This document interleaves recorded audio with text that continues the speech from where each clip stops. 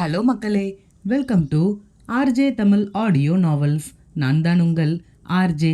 என்னுடைய கதைகளை கேட்டு மகிழ என்னுடைய சேனலை சப்ஸ்கிரைப் செய்து கொள்ளுங்கள். இப்போ வாங்க கதைக்குள்ள போகலாம். கதையின் பெயர் அவனதிகாரம்.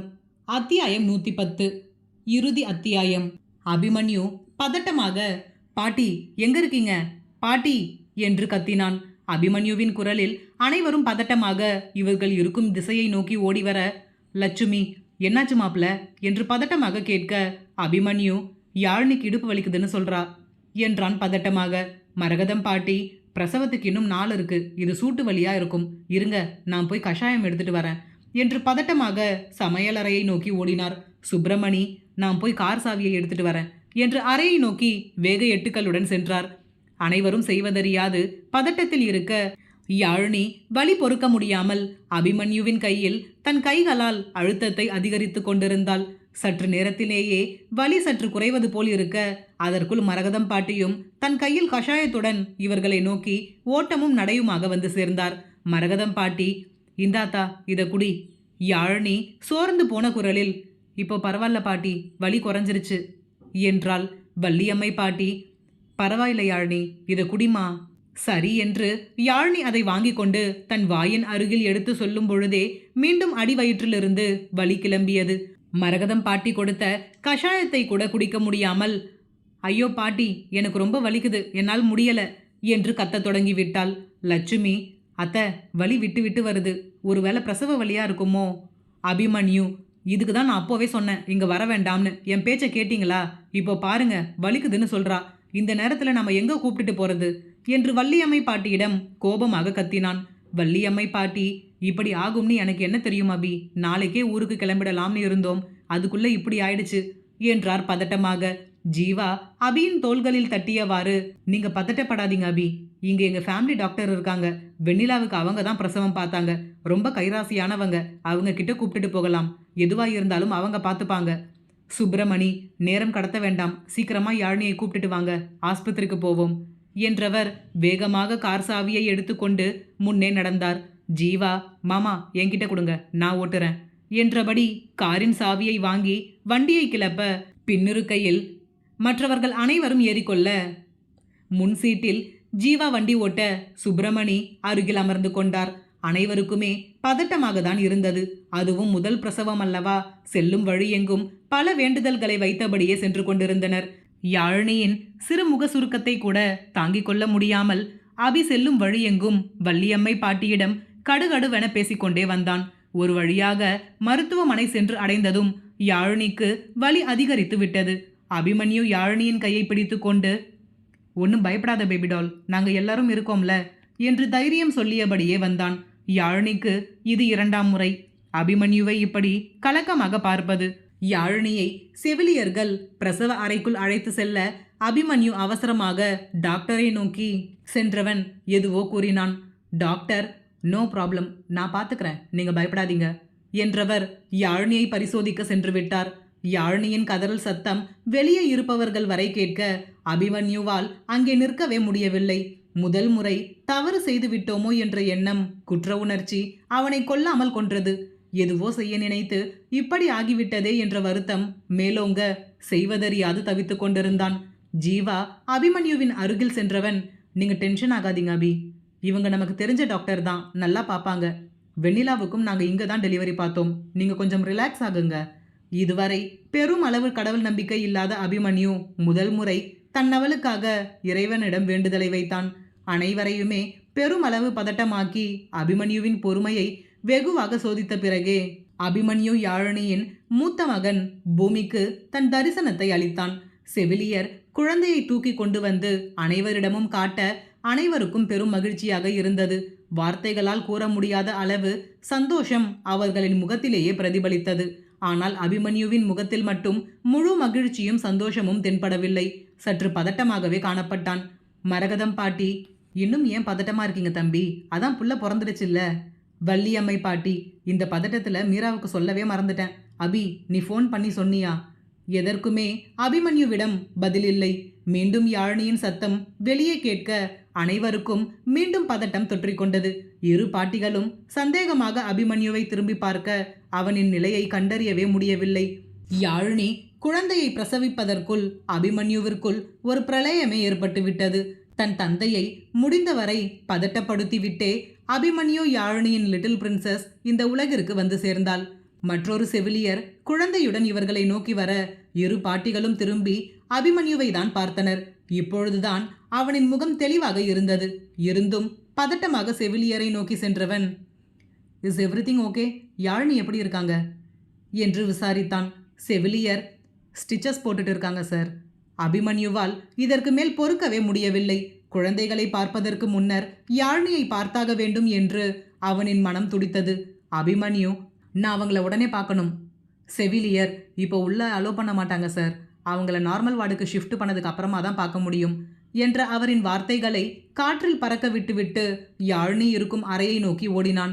குழந்தையை குடும்பத்தாரிடம் ஒப்படைத்துவிட்டு செவிலியர்கள் அவனை பின்தொடர்ந்து வேகமாக செல்ல அதற்குள் அபிமன்யு யாழினி இருக்கும் இடத்திற்கு சென்று விட்டான். தன் மொத்த சத்துக்களும் சென்று விட்டது போல் துவண்டு போய் வாடிய முகத்துடன் கண்களை மூடி படுத்திருக்கும் தன் மனைவியை பார்த்த அபிமன்யுவிற்கு கண்ணீர் பெருக்கெடுக்க தொடங்கியது. உள்ளே இருந்த செவிலியர், வாட் இஸ் திஸ்? நீங்க எப்படி உள்ள வந்தீங்க? இவங்கள நார்மல் வார்டுக்கு மாத்தினதுக்கு அப்புறம் தான் பார்க்க முடியும். இங்கெல்லாம் நீங்க வரக்கூடாது, வெளியில் போங்க என்றார் அதட்டலாக. அபிமன்யுவின் முகத்தை பார்த்தே அவனின் மனநிலையை உணர்ந்த மருத்துவர், இவர் இவங்களுடைய ஹஸ்பண்ட் தான், பரவாயில்ல விடுங்க என்றவர் தங்கள் வேலையை பார்த்து கொண்டிருந்தார். செவிலியரின் சத்தத்தில் தன் இமைகளை மெல்லமாக திறந்த யாழினி எதிரே அபிமன்யு நிற்கவும் மெல்லிய புன்னகையுடன் தலையசைத்து அவனை அருகில் அழைத்தார். யாழினியின் அருகில் வந்தவனிற்கு வார்த்தைகளை எழவில்லை. ஏனோ கண்களில் இருந்து கண்ணீர் அருவி என கொட்டியது. யாழினி மெதுவான குரலில், என்ன மாமா, ரொம்ப பயந்துட்டீங்களா? அபிமன்யு பதில் கூறாமல் அவளை இறுக்கமாக அணைத்து கொண்டான். அந்த அணைப்பே கூறியது அவன் எந்த அளவிற்கு பயந்து போயிருக்கிறான் என்று. பிறகு தன்னை சற்று கட்டுக்குள் கொண்டு வந்தவன், இதுக்கு தான் நான் சொன்னேன் இங்க வர வேண்டாம்னு. என் பேச்சை யாருமே கேட்கல. யாழினி, அதான் இப்போ எல்லாம் நல்லபடியா நடந்துருச்சுல. அபிமன்யு, உன்கிட்ட நான் ஒரு விஷயம் சொல்லணும். யாழினி, என்ன? அபிமன்யு, அன்னைக்கு கோவிலில் நான் சொன்ன மாதிரியே உன்னை ஜெயிக்க வச்சுட்டேன். நமக்கு ட்வின்ஸ் பிறந்திருக்கு. யாழினி, எனக்கு தான் முன்னாடியே தெரியுமே. அபிமன்யு, எப்படி? நான் தான் உன்கிட்ட சொல்லவே இல்லையே. யாழினி, எனக்கு தெரியும். ஸ்கேன் ரிப்போர்ட் பார்த்ததுமே தெரிஞ்சிருச்சு. நீங்களே சொல்லுவீங்கன்னு வெயிட் பண்ணேன். ஆனால் கடைசி வரைக்கும் நீங்கள் சொல்லவே இல்லை. Abhimanyu, sorry baby doll. Yazhini, எதுக்கு? அபிமன்யு, 2 பேபி நார்மல் ஆக்குறது கஷ்டம்னு டாக்டர் சொன்னாங்க. அதனால்தான் நான் ஆப்ரேஷன் பண்ண சொல்லலாம்னு நினச்சேன். பட் அதுக்குள்ளே என்னென்னமோ நடந்துருச்சு. செவிலியர், சார், நான் உங்களை வார்டுக்கு மாற்ற போகிறோம். நீங்கள் கொஞ்சம் வெளியில் வெயிட் பண்ணுறீங்களா? அபிமன்யு வெளியேறியதும் குடும்பத்தினர் அனைவரும் அவனை சூழ்ந்து விட்டனர். வள்ளியம்மை பாட்டி, என்ன அபி இது? யாழினிக்கு 2 பிள்ளை பிறந்திருக்கு. நீ எங்க யார்கிட்டையுமே இதை பற்றி எதுவுமே சொல்லலையே. மரகதம் பாட்டி, உங்களுக்கு முன்னாடியே இதை பற்றி தெரியுமா தம்பி? எதுக்காக எங்ககிட்ட இருந்து மறைச்சிங்க? அபிமன்யு, எனக்கும் முதலில் தெரியாது. ஸ்கேன் பண்ணும்போது தான் எங்களுக்கு ட்வின்ஸ் பிறக்க போகுதுன்னு தெரிய வந்தது. யாழினிக்கு சர்ப்ரைஸாக இருக்கட்டுமேனு தான் நான் சொல்லாமல் இருந்தேன். லட்சுமி, இது என்ன விளையாட்டு விஷயமா மாப்பிள்ள? ஏதாவது ஒன்று கடக்க ஒன்று ஆகியிருந்தா என்ன ஆகிறது என்றார் பதட்டமாக. தாயாயிற்றே. அபிமன்யு, இதுக்கு தான் பாட்டி நான் ஒரே டாக்டராக காட்டலாம்னு சொன்னேன். நம்ம ரெகுலராக காட்டுற டாக்டருக்கு தான் யாழினியுடைய ஹெல்த் கண்டிஷன் பற்றி எல்லாமே தெரியும். அவங்க டெலிவரியை பார்த்துப்பாங்கன்னு தான் நான் அங்கேயே காட்டலாம்னு சொன்னேன். நீங்கள் தான் இங்கே கூப்பிட்டுட்டு வந்துட்டீங்க என்று வள்ளியம்மை பாட்டியிடம் கூற, சுப்பிரமணி, சரி விடுங்க, அதான் எல்லாம் நல்லபடியாக நடந்துருச்சுல்ல, சம்மந்திக்கு சொல்லிட்டு வந்துடுறேன் என்றவர் தன் செல்பேசியை எடுத்துக்கொண்டு அங்கிருந்து நகர்ந்தார். சற்று நேரத்தில் யாழினி குழந்தைகளுடன் நார்மல் வார்டுக்கு மாற்றப்பட்டிருக்க மீராவின் குடும்பத்தினரும் அங்கு வந்து சேர்ந்தனர். ஆரணி, வாவ், 2 பேபிஸுமே கியூட்டா இருக்காங்க. அபியண்ணா பாருங்களேன், இந்த கேர்ள் பேபி அப்படியே உங்களை மாதிரியே இருக்கா என்றால் தன் கையில் ஆழ்ந்த நித்திரையில் இருக்கும் தன் அண்ணன் மகளை பார்த்து. ஆரியன், ஏன், இந்த பாய் பேபி கூட தான் கியூட்டா இருக்கான், அப்படியே யாழினி மாதிரியே இருக்கான். உங்களுக்கெல்லாம் எப்பவுமே கேர்ள் பேபி தான் கியூட், அழகு என்று நினைப்பு. ஏன் பாய் பேபி எல்லாம் அழகில்லையா? மீரா, என் பேத்தி பேர 2 பேருமே அழகுதான் என்றவர் யாழினியின் உடல்நிலையை பற்றி விசாரித்து கொண்டிருந்தார். இதுவரை பிசினஸில் எத்தனையோ பேரின் பாராட்டுகளை பெற்ற அபிமன்யுவிற்கு அதையெல்லாம் விட இம்முறை மிகவும் பெருமிதமாக இருந்தது. அபிமன்யு, மாம், யாழினியை எப்போ நம்ம வீட்டுக்கு கூப்பிட்டுட்டு போகலாம்? லட்சுமி, மாப்பிள்ள, நான் சொல்கிறேன்னு தப்பாக நினச்சிக்காதீங்க. 5 மாதம் வரைக்கும் நான் என் பொண்ணை எங்கேயும் அனுப்ப மாட்டேன். மாசமா இருக்கும்போது தான் இங்க அனுப்ப மாட்டேன்னு சொல்லிட்டீங்க. இப்போ ரெட்டை பிள்ளையை வேற பெத்தெடுத்திருக்கா. அவ 5 மாசம் வரைக்கும் இங்கேயே இருக்கட்டும். 5வது மாசம் அனுப்பி வைக்கிறோம். அபிமன்யு, வாட், 5 மாசமா? அதெல்லாம் முடியாது. வள்ளியம்மை பாட்டி, இங்க பாரு அபி, குழந்தை பிறந்ததுக்கு அப்புறம் 3வது மாசம் இல்ல 5வது மாசம் தான் மாமியார் வீட்டுக்கு அனுப்பி வைப்பாங்க. அபிமன்யு, அவ்வளவு நாள் எல்லாம் என்னால் இவங்களை இங்க விட்டுட்டு இருக்க முடியாது பாட்டி. வேணும்னா 1 மந்த் மட்டும் இருக்கட்டும். மீரா, நோ வே அபி, இவ்வளவு நாள் நீ சொன்னதை நாங்க கேட்டோம்ல, இப்ப நாங்க சொல்றத நீ கேளு. அவங்க ஆசைப்படுற மாதிரி 5 மாசம் யாழினியும் குழந்தைங்களும் இங்கேயே இருக்கட்டும்.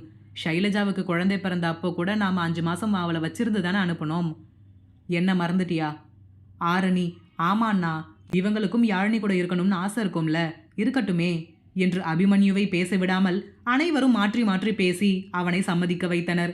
அபிமன்யுவும் அரை மனதாக ஒப்புக்கொண்டான்.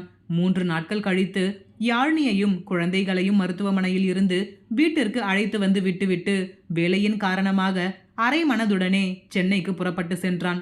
அபிமன்யு தினமும் 1 மணி நேரத்திற்கு ஒரு முறை வீடியோ காலில் வந்து குழந்தைகளையும் யாழினியையும் தவறாமல் பார்த்து விடுவான். வார இறுதி நாட்களில் இவர்களை காண நேரில் வந்து விடுவான். இப்படியே 3 மாதங்கள் ஓடிவிட்டது. அந்த வார இறுதியிலும் அபிமன்யு யாழினியை காண வந்திருந்தான். அவனின் குடும்பத்தார் அனைவரையும் அழைத்து கொண்டு. மரகதம் பாட்டி, இப்போ என்ன அவசரம் தம்பி? குழந்தைங்களுக்கு கொஞ்சம் தலை நின்னதுக்கு அப்புறமா கூப்பிட்டுட்டு போகலாமே. அபிமன்யு, இல்ல, நான் யாழினிக்கு நல்லபடியா டெலிவரி ஆச்சுன்னா அந்த கோவிலுக்கு கூப்பிட்டுட்டு வருவதாக வேண்டியிருக்கேன். நம்ம இப்போவே போயிட்டு வந்துடலாம். மீரா, சரி, அவன் ஆசைப்படுற மாதிரியே போயிட்டு வந்துடலாம் என்று எந்த கோவிலில் தங்களுக்கு இரட்டை குழந்தைகள் பிறக்க வேண்டும் என்று முதன்முறை மரத்தில் தொட்டில் கட்டி அபிமன்யு தங்களுக்காக வேண்டிக் கொண்டானோ அதே கோவிலுக்கு தான் நல்ல முறையில் பிரசவம் முடிந்ததும் தன் இரட்டையர்களுடன் வருவதாக வேண்டுதலை வைத்திருந்தான். அதன்படி இன்று 2 குழந்தைகளையும் தூக்கி கொண்டு மொத்த குடும்பத்தாரும் கோவிலுக்கு சென்றனர். அன்று நடக்க முடியவில்லை என்று அனைவரும் பாதியிலேயே நின்றுவிட்டனர். ஆனால் இன்று அப்படி இல்லாமல் அனைவருமே மெதுவாக நடந்து மேலே ஏறிவிட்டனர். தங்கள் குடும்பத்தின் அடுத்த தலைமுறையினர் அனைவரும் ஜோடியாக தங்கள் குழந்தைகளுடன் கடவுளை தரிசிப்பதை பார்த்த பாட்டிகளுக்கும் தாத்தாக்களுக்கும் மன நிறைவாக இருந்தது. ஒரு புறம் ஜீவா வெண்ணிலா தம்பதியினர் தங்கள் ஒற்றை மகனுடன் நிற்க, அவர்களுக்கு அருகே கயல்விழி மகேஷ் தம்பதியினர் தங்கள் பெண் குழந்தையுடன் நின்றிருந்தனர். கிஷோர் ஷைலஜா தம்பதியினரும் 10 மாதங்களுக்கு முன்னதாக பிறந்த தங்கள் பெண் குழந்தையை கையில் ஏந்தியபடி நின்றிருக்க, அவர்களுக்கு அருகே அபிமன்யு யாழினி தம்பதியினர் தங்கள் 2 குழந்தைகளையும் ஏந்தியபடி நின்றிருந்தனர்.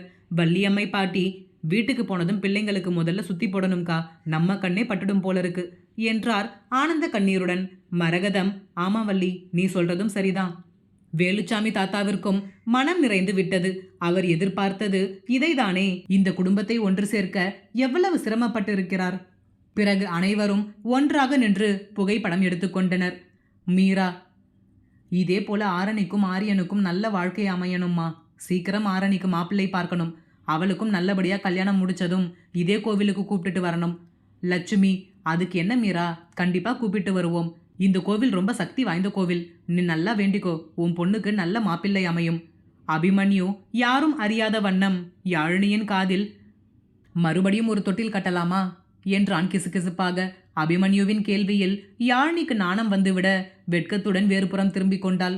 அதை பார்த்த ஆரியன், இந்த அண்ணாவுக்கு மட்டும் ஒரு எண்டுகாடு வரமாட்டேங்குது என்று எண்ணியபடி குறுகுறுவென பார்த்து கொண்டிருந்தான். ஆரணி மனதிற்குள் அவனுடன் ஒன்றாக இணைந்து நின்று சாமி கும்பிடுவது போன்ற கற்பனையை ஓட்டி கொண்டிருந்தாள். யார் அவன்? முற்றும். இந்த கதை இத்துடன் இனிதே நிறைவடைந்தது தோழமைகளே. இதுவரை நீங்கள் அளித்த ஆதரவுக்கு மிக்க நன்றி. தொடர்ந்து உங்கள் ஆதரவை எதிர்நோக்குகிறேன். ஆரணி மற்றும் ஆரியனை பற்றி அடுத்த கதையில் விரிவாக எழுத உள்ளேன். உங்களுக்கு என் கதைகள் பிடித்திருந்தால் மறக்காமல் என்னுடைய சேனலை சப்ஸ்கிரைப் செய்து கொள்ளுங்கள். மீண்டும் அடுத்த கதையின் மூலம் உறவாடலாம். அதுவரை உங்களிடமிருந்து விடைபெறுவது உங்கள் ஆர்ஜே. நன்றி.